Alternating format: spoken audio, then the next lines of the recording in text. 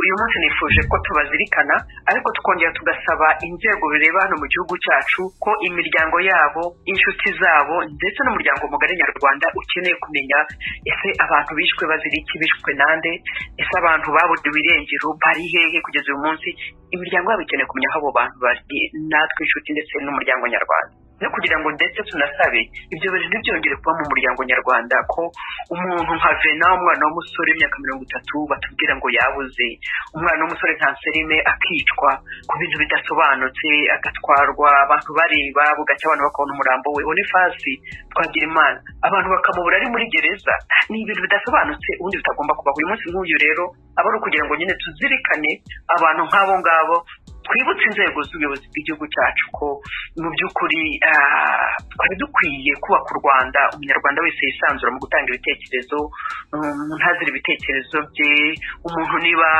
akorewe urugomo yishwa afunzwe aburiwe irengero agahabwa ubutabera bukwiriye.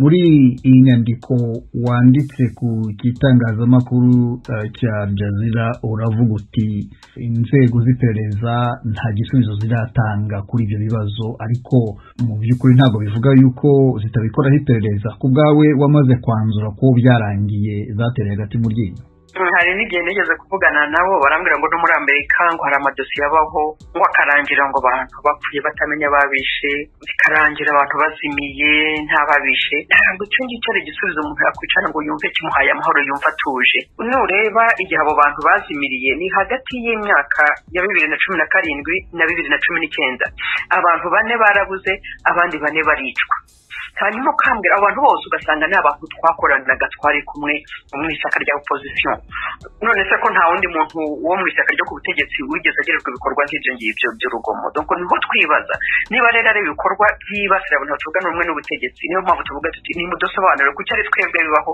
byonyine birumvikana n'abandi bantu bagiye bishwa cyangwa urwengero ariko nyine ndibanda kuri abo bantu noneho n'ubyo byagiye bikorwamo ugasanga ari ibintu bidasobanutse nyine mpamvu twe dusaba niba dusobanurire hakenewe kukuri kugaragara niyo mpamvu uyu munsi bw'uyu kugira ngo wabibumbye wawushyizeho kugira ngo mu bihugu byose hakeme ibikorwa nk'ibi ngibi bihagarare kandi abantu bajya bamenya kuri kujyabaye. Muri iyi nyandiko nanone uragira uti ndahamagarira leta yanjye gushyiraho komisiyo yigenga y'iperereza ku mfu no kuburirwa irengero ko batavuga rumwe n'ubutegetsi harimo inshuti zanjye nabo twakoranaga. Ushingiye kuri iyi mvugo birasa nkaho nta cyizere ufitiye inzego z'ubutabera z'u Rwanda Madame Victoire. Reba ibintu byabaye mu mwaka wa 2019 kuva 2017 kugeza uyu munsi nibura mu bantu 8 habuze abantu 4 twagira Imana Onifasi Ndereyimana Eugene Iragenera Imine na Vena Bayisenga hicwa Habarugera Yohana Damascene hicwa Anselme hicwa Nasiridi nibarinde muri abo bantu bose nta muntu numwe nibura inzego zifite umushinga zishobora kutubwira ngo nibura uyu nguyu umwe dore uko byagenze. Ntabwo niyo mpamvu mvuga ntabwo bikwiye ko abantu bapfa buhere bikarangira gutyo nta nubwo binahesha isura nziza igihugu cyacu donc byaba byiza nibura bavuze bati uyu nguyu dore icyo twamenye uyu nguyu ariko ntabwo ushobora kumvikana ko mu bantu 7 haburamo nibura naka imwe n'umuntu umwe bashaka kuvuga bati dore uko byamugendekeye Firido yishwe saa 10 abantu bari aho ku bitaro abantu bareba hanyuma abantu bakambwira ngo ntabwo tuzi abantu bamwishe kugeza uyu munsi inzego z'u Rwanda tuzi ko zikora zishinzwe umutekano polisi inzego z'iperereza ntabwo kugira ngo nzumve ko izo nzego zose nta numwe urashobora kugira icyo ashobora kutubwira cy'ukuntu Siridiyo ku manywa y'ihangu Anselme batwaye muri gare abona hanyuma batubwira ngo nta muntu n'umwe wigeze ushobora kumenya uko byagenze ntabwo ibyo byumvikana. None se niba ari uko bimeze urumva iyi komisiyo usaba uvuga yashyirwaho n'abandi yagibwamo n'abandi ubuyobozi bw'igihugu cyacu bwabishyiramo bugashyiramo izo nzego zose zinyuranye bakareba bagashyiramo ariko icyo dukeneye ni icyifuzo ntanga nta nubwo n'abategeka bo bagomba gushyiramo ariko nzi ko dufite abantu bafite ubuhanga mu gukora iperereza ku buryo bashobora kumenya ukuri kw'ibyabaye bagafasha kumenya umuryango nyarwanda ndetse n'abanyiri umuntu akamenya uko ibintu byagenze. Ariko abo bahanga uvuga nibo bari mu nzego z'iperereza zirimo zikora ubu ngubu urimo kunenga ko ntacyo zakoze Madame Victoire. icyo nsaba hashyirwaho komisiyo y'umwihariko nuko tunavuga ngo ndibugende mbaze ribu gusa cyangwa ndibugende mbaze polisi gusa cyangwa igisirikare, nibashake muri izo nzego uko ari eshatu bashyiraho komisiyo ishinzwe gusa nibura gukurikirana abo bantu baburiwe irengero kugeza umunsi batigeze bashobora kugaragara ahantu bari, abo bantu bishwe bitigeze bishobora kugaragara kandi batwaye ku manywa y'ihangu, bavuge bati none ikibazo tugiye kubonera igisubizo. Niyo mpamvu navuze ni kubw'ineza y'igihugu cyacu kugira ngo isura yacu igaragare neza, kubw'ineza y'igihugu cyacu niyo mpamvu mbasaba ngo babikore. Amakuru yo mu karere k'ibiyaga binini tuyahere mu Rwanda. Mu Rwanda ishyirahamwe ritagengwa na leta Akora Rwanda ryatanguje igikorwa cyo guhamagarira abantu guhitamwo ibifungurwa by'ikinyafrika nk'inzira iganisha ku vyerekeye uburyo bwo gufungura neza udatera indwara. Inkuru y'idonido na Asumta Kaboyi. Uyu muryango uvuga ko ubukangurambaga buzafasha abanyarwanda ndetse n'abanyafrika kwirinda indwara zitandura ziterwa n'imirire mibi.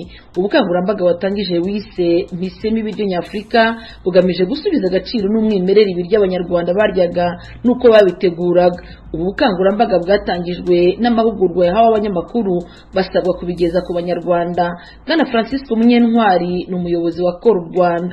Bityo byose abanyarwanda baryaga ubona bigenda biva mu nzira, harimo inyampeke kuri abanyarwanda babitekaga bakagenda babyungiranya aho uburyo byumvikanya, ni ukuvuga irimo ibinyabijumba, ibinyampeke, ibinyamboga bituzuyemo amavuta, bituzuyemo ibiriya biva hanze. Kuko abanyarwanda babitekaga bakabiteka mu nkono imwe ikoze mu ibumba, ntabwo bateka mu masafuriya kubera ko kubishiririza no kubibabura.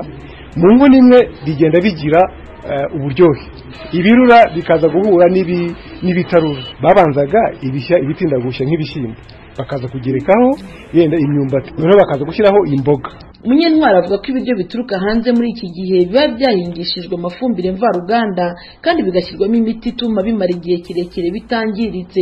Munyentwari yasobanuye ko usanga cyane cyane abakiri bato aribo bahitamo kurya ibyiganjemo isukari ndetse n'amavuta menshi. Alphonse Barushimana, umuyobozi w'ihuriro ry'imiryango irwanya indwara zitandura mu Rwanda, yumvikanishije ko indwara enye zitandura zibasiye abantu muri iki gihe ziterwa n'imirire itaboneye.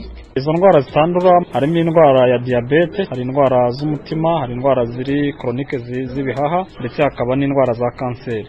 Izo ndwara rero zose uko ari enye zihuriye ku byongera ibyago byo kuzirwara, harimo kudakora imyitozo ngororamubiri ihagije, hari imirire itaboneye, hari gukoresha inzoga ndetse n'itabi. Rero iyo mirire itaboneye niyo dushobora kuvuga ko hari aho ihuriye no kongera ibyago byo kurwara izo ndwara.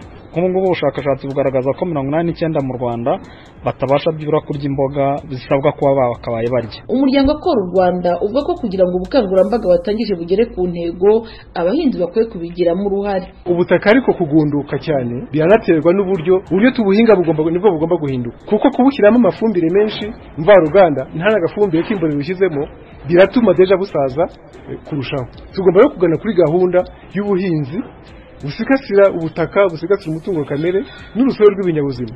Ntabwo tugomba kwirukana dusimba, inzuki, ntabwo tugomba kurunda imiti yica udukoko mu butaka, kuko ejo bwa butaka ntabwo buzisubira ngo bugire imyunyu ya ngombwa. Izi mpuguke zigisha ibyo guhindura imirire zivuga ko bikwiye kugendana no guhindura imitekere. Ingero batanze nuko ibiryo byatekwaga mu nkono ya Kinyarwanda byagiraga umwimerere kuruta ibitekwa mu masafuriya. Gusa ababumba izo nkono bagaragaza ko zitakigira abaguzi. Bwana Riseruyende wo mu karere ka Kamonyi mu ntara y'Amajyepfo n'umwe mu bakora umwuga w'ububumbyi. Impamvu turacyabumba rwose uretse ko bakeya niyo mpamvu nta gaciro zigifite, ariko abazimenyereye ntabwo bakunze kuzireka, barazikoresha cyane cyane nk'udutoya. Muri two basigaye bakoresha naho inkono n'ibindi nta kintu zikimaze, ibindi twarabiretse. Ku wundi inkono zimwe tugereka imyumbati n'ibishyimbo kubera no mu nzara igihe twarabiretse n'utwungo two guteka imboga, ariko usanga nta kintu kitumariye rwose. Ibintu bimeze nabi kubona wumva no kurikoresha ni ibintu bitoroshye, kubona inkwi zo kotsa utwo twungo ni ibintu bitoroshye. N'isoko ryaremaga nk'abantu nka 30 wenda b'ababumbyi, ushobora gusanga harimo nk'ababumbyi 2-3. Urumva ko nyine ni ukubona ko ikintu kiba cyarataye agaciro, nabo bakageza nka nimugoroba zitarashira. Rimwe na rimwe bakazitahana izindi